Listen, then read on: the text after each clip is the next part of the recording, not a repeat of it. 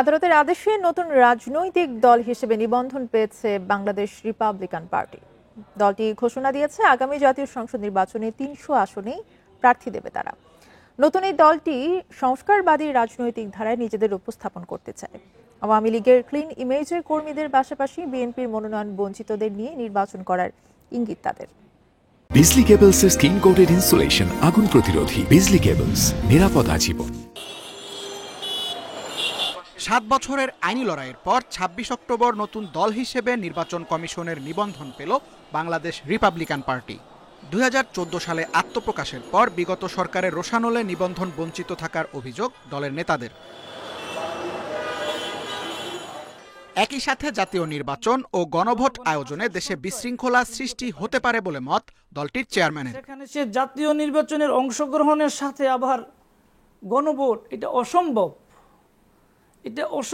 এটা একটা আমার মনে হয় একটা বিশৃঙ্খলা সৃষ্টি হবে এবং এটা তারা সফল করতে পারবে না। নির্বাচন করতে পারবে কিন্তু বিতর্ক হবে। আমার মতামত গণভোটটা এবং জাতীয় নির্বাচনটা দুইটা আলাদা বিভক্ত করলে ভালো হবে। নতুন রাজনৈতিক শক্তি হিসেবে ৩০০ আসনে অংশগ্রহণই প্রধান লক্ষ্য দলটির।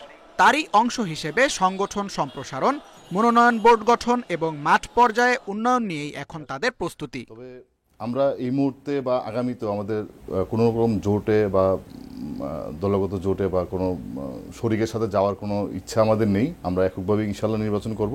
আমরা আমাদের কার্যক্রম চালাচ্ছি। আমরা চাচ্ছি আমরা পুরো ৩০০ আসনেই আমাদের প্রার্থী দেওয়ার জন্য। একটা গুড লাক যে আমাদের যারা যদি এখান থেকে যদি কোনো একটা অ্যাচিভমেন্ট হয় ভালো, বাট আমাদের আগে থেকে এটা পরিকল্পনা ছিল না। আমরা যেহেতু গণতন্ত্র চর্চা করব করে চিন্তা করছি এবং এটি নিয়ে কাজ করছি, তো গণতন্ত্র প্রতিষ্ঠা করার জন্যই আমাদের পরিকল্পনা যে আমরা ৩০০ আসন নিয়ে নির্বাচন করার পরিকল্পনা করছি। নিবন্ধন পাওয়ার পরই সাংগঠনিক কার্যক্রমে গতি এনেছে বাংলাদেশ রিপাবলিকান পার্টি। এখন দেখার বিষয় নতুন এই রাজনৈতিক শক্তি সামনে কতটা প্রভাব ফেলবে দেশের নির্বাচনমুখী রাজনীতিতে। Tanvir Ahmed, independent news, Dhaka. এ বিষয়ে আলোচনা করতে আমাদের সঙ্গে যোগ দিচ্ছেন নির্বাচন ব্যবস্থা সংস্কার কমিশনের সদস্য সাদিক আল আরমান। আপনাকে স্বাগত জানাচ্ছি ইন্ডিপেন্ডেন্ট সংবাদে। বাংলাদেশ রিপাবলিকান পার্টি আজকে নিবন্ধন পেল এবং ৭ বছরের আইনি লড়াইয়ের পরে কিন্তু এই নিবন্ধন। নির্বাচনের প্রস্তুতি নিয়ে যদি জানতে চাই, নির্বাচনের জন্য প্রস্তুত কবে হবে? ধন্যবাদ আপনাকে এবং দর্শক যারা আছেন তাদেরকে শুভেচ্ছা। আসলে গতকালকে শেখ হাসিনার রায়ের মধ্য দিয়ে সরকারের পক্ষ থেকে দেশ এবং জাতির প্রতি একটি খুব চমৎকার সুনির্দিষ্ট সিগন্যাল দেওয়া হয়েছে যে বাংলাদেশের রাজনীতি সম্পূর্ণভাবে ভোটের ট্রেনে উঠে গেছে এবং আগামী ফেব্রুয়ারির প্রথমার্ধে নির্বাচন হচ্ছে, সেটি নিয়ে কোনো সন্দেহ আর থাকলো না এবং ধরা যাচ্ছে যে ফেব্রুয়ারির প্রথমার্ধে নির্বাচন অনুষ্ঠিত হবে। এ নিয়ে আপাতত কোনো সংশয় বা দ্বিধা নাই সরকারের মধ্যে। কিন্তু যদি জানতে চাই যে গণসংযোগ এবং সভা সমাবেশের বিষয়, এইসব দিক থেকে কি আপনারা একটু পিছিয়ে রয়েছেন?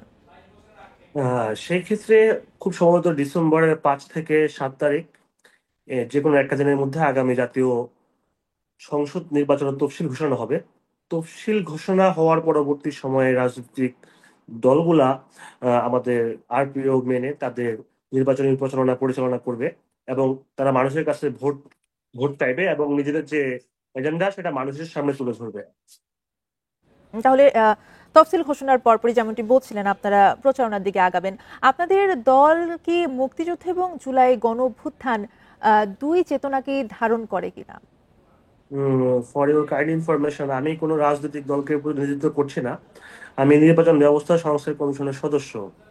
তো সেই ক্ষেত্রে আমার জন্য রাজনৈতিক দলের অন্যান্য অ্যাক্টিভিটিস আমার জন্য বলা কঠিন। আচ্ছা, আমি একটু জানতে চাইবো যে বাংলাদেশের রিপাবলিকান পার্টি আসলে বড় কোনো দলের সাথে জোট করবে কিনা, সেই বিষয়ে আসলে আপনার কি মতামত বা কি ধারণা? ধন্যবাদ। রিপাবলিকান পার্টি কোনো দলের সাথে জোট করবে কিনা এটা তাদের সম্পূর্ণভাবে রাজনৈতিক একটা দল, তাদের অভ্যন্তরীণ মিটিংয়ে তারা এই জিনিসগুলো সিদ্ধান্ত নেবে এবং তাদের রাজনৈতিক ফোরামে আলোচনা করে তারা রাজনৈতিক কার্যক্রমের ভিত্তিতে তাদের দল তারা তাদের মতো করে সিদ্ধান্ত নেবে। সেক্ষেত্রে আমি মনে করি যদি বড় দলগুলা তারা যদি মনে করে ছোট দলকে সাথে রাখা প্রয়োজন, সেক্ষেত্রে তারা রাখতে পারে। জি, আপনাকে অনেক ধন্যবাদ আমাদের সাথে যুক্ত হবার জন্য জনাব সাদিক আল আরমান।